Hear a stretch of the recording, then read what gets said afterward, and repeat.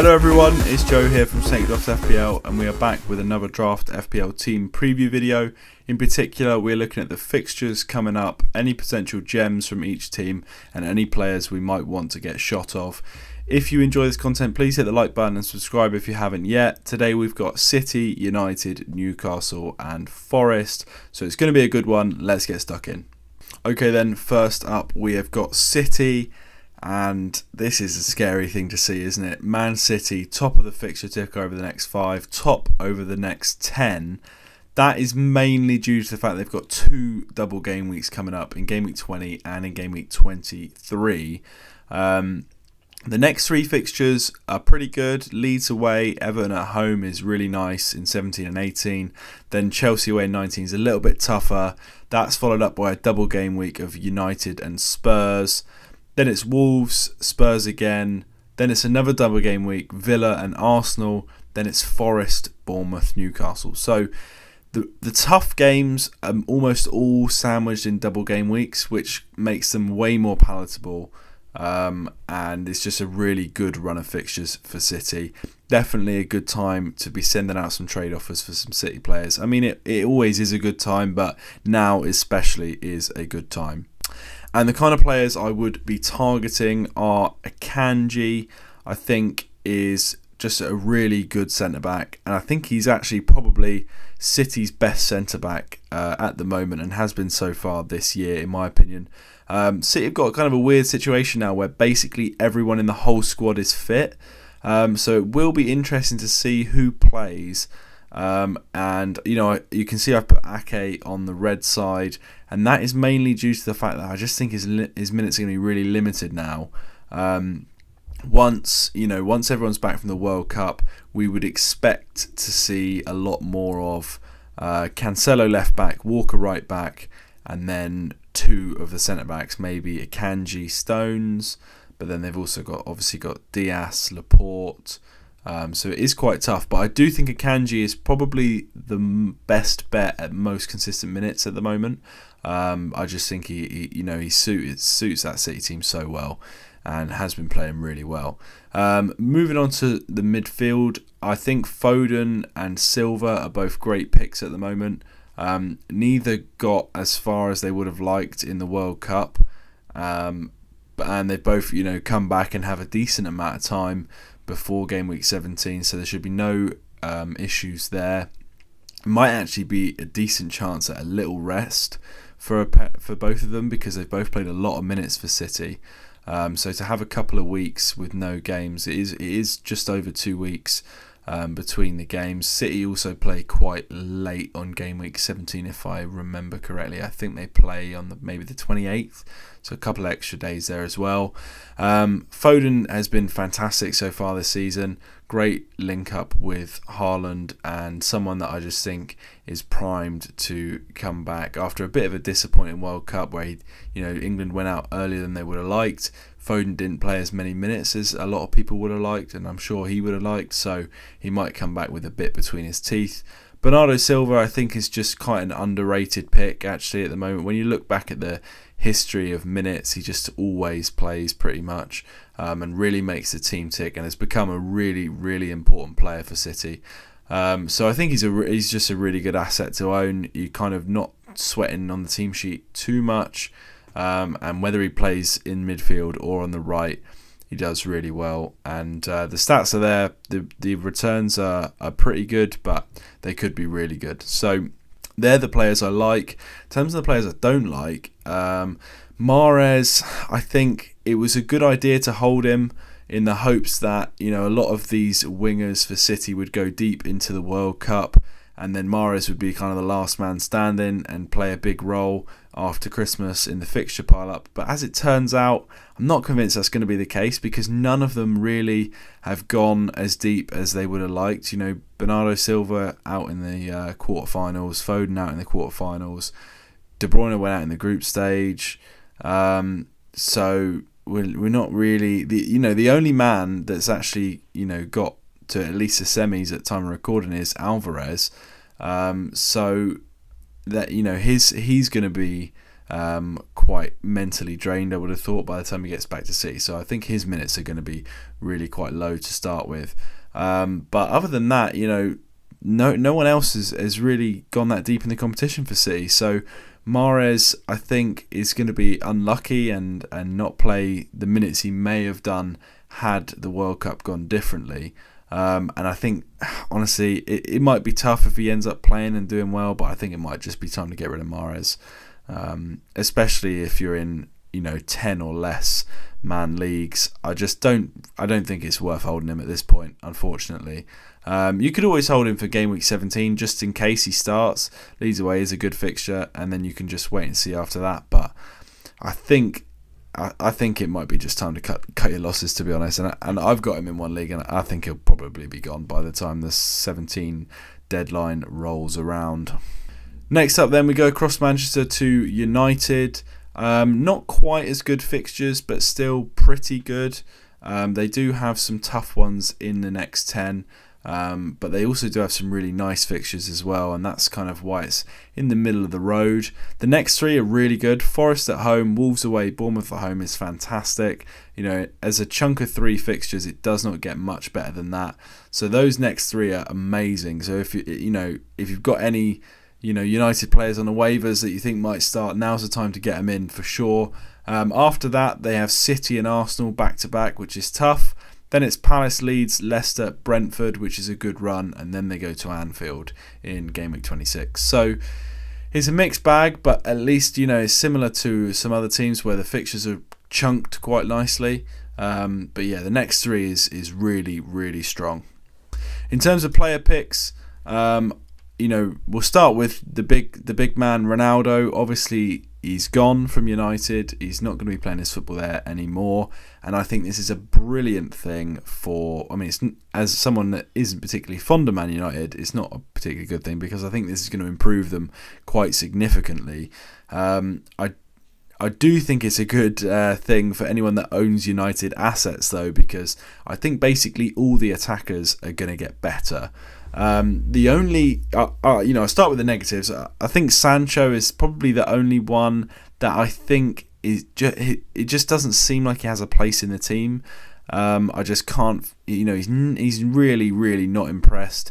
Even when United have played well this season, Sancho has not done it. So I don't think he's going to be starting for the time being. Varane also as well. I just think the defence is not really what I want to target.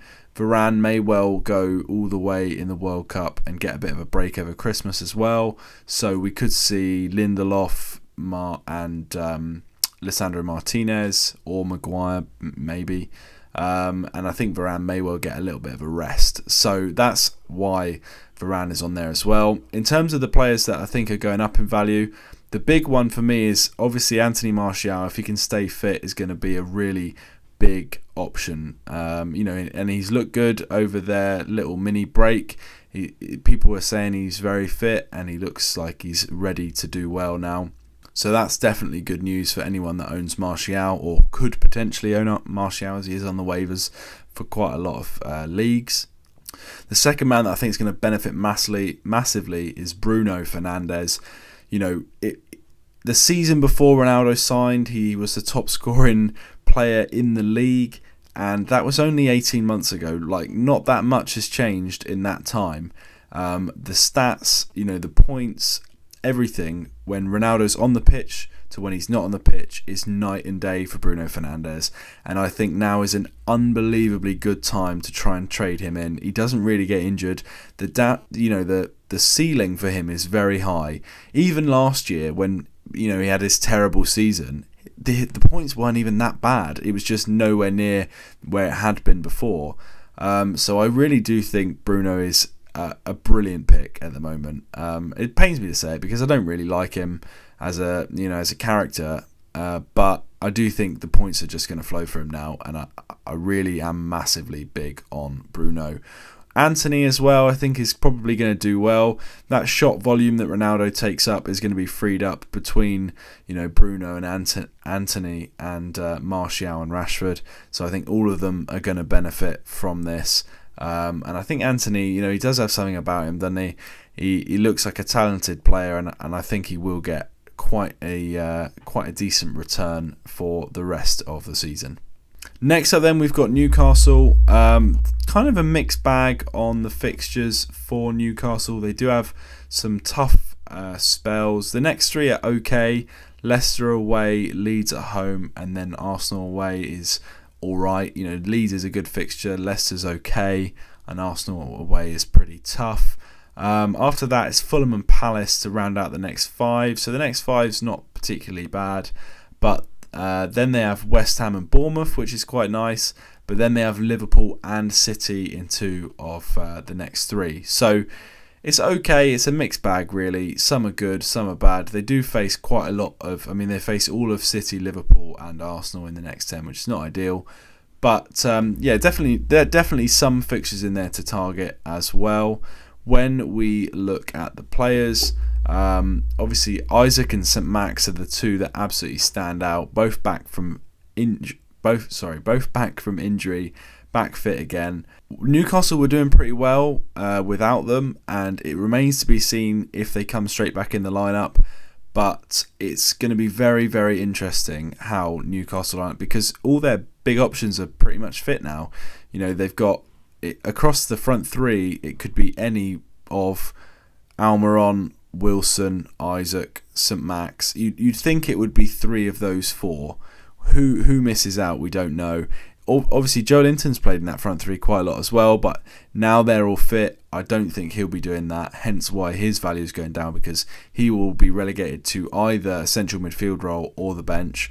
It remains to be seen if Joe Willock keeps his place. He's done quite well as well. They've also, obviously, Bruno plays, and then it's kind of a who plays out of Longstaff, Joe Linton, Willock and John Joe Shelvey as well. So they've got a lot of options at the moment, and it's going to be interesting to see who plays where. I'm very interested. Callum Wilson, I've got in the red. I do think he probably starts the first few after the break, but his minutes are definitely going to be lower just because of the amount of options they have. He's going to be subbed off earlier. He might not start every game. And it will be interesting to see. Even Almiron, with the form he's had, you'd think he'd be undroppable. But this 6-week break in the league with no competitive football, we have no idea what kind of form players are going to be in when they come back. And if Almiron reverts to some of his previous form, it wouldn't surprise me to see Isaac start on the right, Wilson down the middle, St Max on the left, and Almiron benched. I don't think that's likely to start with, but we could see that develop over time, I think. I've also gone for Matty Targett. I don't think he's going to get his place back. It looks like Newcastle are in the market for a left back as well. I think it's a bit of a shame because I thought he did quite well there to start with. But it doesn't look like he is going to get his place back. And the other player I've not mentioned yet is Trippier. I think with all this attacking talent, Trippier's creative role in the team is just going to get better and better and better. He's basically returned almost every week since the start of the season. That's obviously not going to continue, but he's just such a great player to own at the moment. It's almost guaranteed points, with the set pieces and open play crosses and clean sheets. It's just a wonder to have him. And I don't see that changing really, unless he picks up some kind of injury. I think he's just a fantastic hold at the moment. Finally then, today we have got Forest. Decent fixtures here, not the best, not the worst. They've got a little run in the middle which looks quite nice. 9th over the next 5, 9th over the next 10. It's a mixed bag. The next 2 in particular are really difficult. United away, Chelsea at home in 17 and 18 is not ideal, and it is a tough look for them to start with, but that does give us an opportunity to kind of feel out who's going to start, because they do have a decent run after that. Saints away, then it's Leicester, Bournemouth, Leeds, Fulham. So they're going to know that they're going to need to pick up points in those games, especially Bournemouth, Leeds, Fulham. That 3 games in a row are going to be massive for Forest, and they need to pick up points in those. So the players are going to be right up for that. Then they've got City, West Ham, Everton to round it off. So again, a mixed bag, but they do have a decent run in the middle. When we look at the players, the the overriding thing I think about Forest is they had so many players sign at the start of the season. It was always going to be a struggle to get them all to bed in, gel together, work together well, and kind of come up with a system that suits them all and they're all happy with. And that chemistry does take time to build up. So this break might be just an absolutely fantastic time for them. When you look at the calibre of players they've signed good players. This could be the start of something for Forest, I think. And you just have to hope that Steve Cooper's kind of got something going. And I think the players most likely to benefit are the ones that have come in this summer and have now got the opportunity to work with Steve Cooper, get to know him, get to know their teammates, and hopefully build something. So I think Gibbs White, Lingard and Dennis are the most likely to benefit from this. It wouldn't surprise me to see them three start in a front three for Forest, and I think that's actually a pretty good front three. Dennis with Gibbs White and Lingard playing off him. Obviously Dennis I think is the most risky one. They do have Brennan Johnson and Awoniyi, who I've got both in the red category. I'll start with Brennan Johnson. I just think, he's been away with Wales. A lot of the fans were getting on his back before he went. I think he's a really good player, but I don't think he's got that. He doesn't seem to have that sort of killer instinct at the moment that he was kind of renowned for in the Championship. So he needs to find that. Nico Williams, I think, may well end up losing his place. Renan Lodi is a really good player, and Sergio has got a lot more experience and quality than Nico Williams, you'd say. So Nico, I think, might be unlucky to miss out for the time being, but we'll have to wait and see on that. But I do think his minutes are going to be reduced either way. And also Awoniyi, I do think Awoniyi is a really interesting case because he basically scores whenever he plays. So you'd think he'll play more, but it doesn't really seem to be working like that, which is quite interesting. Awoniyi may well start ahead of Dennis, but it is a gamble at this stage, and because it's not that lucrative of a spot, it's not really someone I'd be willing to gamble on. Okay, thank you for watching. That wraps up my Premier League restart for these four teams. If you enjoyed the video, please do hit the like button, subscribe for more, and we will see you next time.